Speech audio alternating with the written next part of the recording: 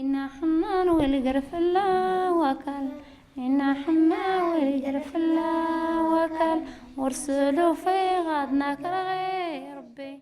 In his speech on March 9th, 2011, His Majesty King Mohammed VI of Morocco evoked the plurality of the Moroccan identity, united and rich in the diversity of its branches, and at the heart of which is Amazigh, or Berberity, the shared heritage of all Moroccans. It is in the context of this recognition of Morocco's Berberity, reaffirmed in the foreword to the kingdom's new constitution, adopted in 2011, that the Fondation Jacques Majorelle officially inaugurated the Berber Museum on December 3rd of the same year. Housed in a studio designed in 1931 by the architect Paul Sinoir for the French painter Jacques Majorelle, the museum presents to the public the collection assembled by Pierre Berger and Yves Saint Laurent. From the Rif to the Sahara, more than 600 objects show off the wealth and diversity of a Berber culture alive today. The Imazighen, singular Amazigh, or Berbers, number among some of the most ancient inhabitants of North Africa. Their origins have been the subject of numerous myths, legends, and stories, and can be traced back over 9,000 years to the Proto-Mediterraneans. They have preserved their unity by maintaining their unique language and culture, which, like their land, are both African and Mediterranean. In contact with the other peoples of the Mediterranean, the Berbers created kingdoms alongside which grew up vast territories organized into powerful, democratic, warmongering tribal communities. Both aspects of this socio-political organization have left a mark on Morocco's recent history.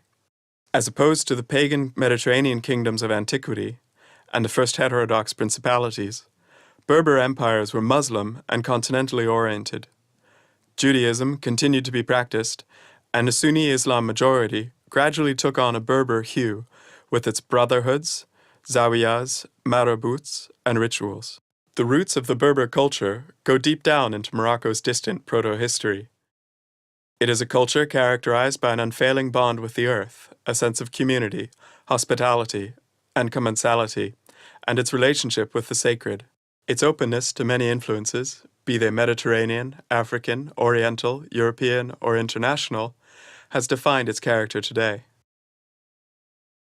The Berber language, Afro-Asian, has outlived many languages of antiquity, such as ancient Greek, Latin, Phoenician, and Egyptian, and is a true melting pot of the history and culture of the country. Once written, it is now mainly oral and is still spoken by a substantial number of Moroccans. The recent recognition of the country's Berberity would seem to signify a will to preserve the language for future generations, including its ancient alphabet called Tifinar. The exhibition is divided into 4 distinct sections and areas. The first room presents the history and geography of the Berbers and charts Morocco's largest tribes.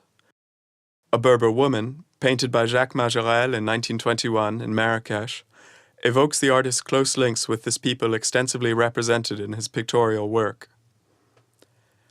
The second room is devoted to the tangible and intangible craftsmanship that transforms various materials into everyday or ceremonial utensils.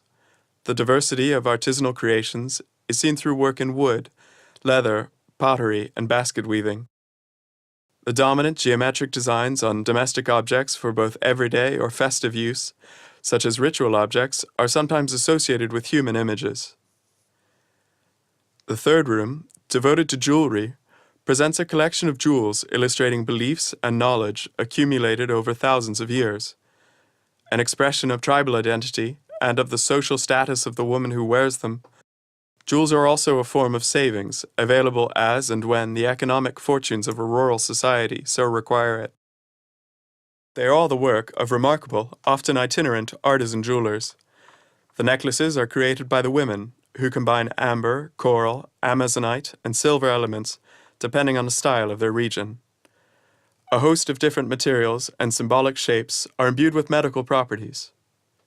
The fourth room is dedicated to Berber ceremony, as seen in costumes, weapons, weavings, and so on. Berber groups throughout Morocco, whether sedentary or nomad, all exhibit a pronounced taste for finery.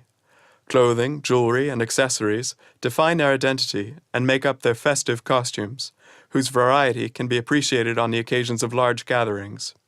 Since it opened at the end of 2011, the museum has welcomed over 180,000 visitors, coming mostly from Europe and Morocco, but also from all over the world. Every year, the Berber Museum organizes a symposium bringing together researchers and specialists to debate contemporary issues surrounding Berber identity and heritage in Morocco and abroad. This year, the Berber Museum Symposium was placed under the patronage of UNESCO. Entitled Amazigh Knowledge and Know-How, Disappearing or Adapting, it was part of the 10th anniversary celebrations of the Convention for the Safeguarding of Intangible Cultural Heritage, adopted by the organization's General Conference in October 2003.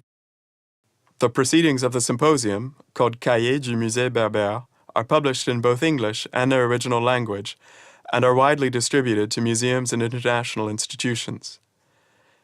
In 2014, the symposium will take place at the Institut du Monde Arabe in Paris, at the same time as the exhibition Berber Women of Morocco, organized by the Fondation Pierre Berger Yves Saint Laurent in Paris from March 18th to July 27th, 2014. The Berber Museum is a non-profit permanent institution.